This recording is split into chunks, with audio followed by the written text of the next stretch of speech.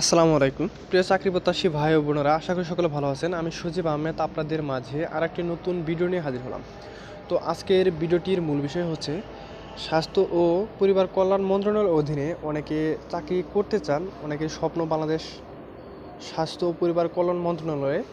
তো যারা আবেদন করতে চাচ্ছেন কিন্তু জানেন না আবেদন কবে শুরু হয়েছে বা কবে শেষ হবে, তো তাদের উদ্দেশ্যে আজকে এই ভিডিওটি।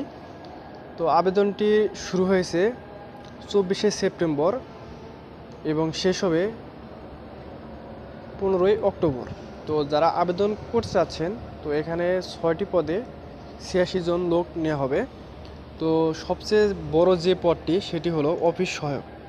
এখানে দেখতে পাচ্ছেন অফিস সহায়কে 76 জন জনবল নেওয়া হবে। তো এখানে মাধ্যমিক পাশ হলে কিন্তু আপনি আবেদন করতে পারবেন। আর এখানে আপনার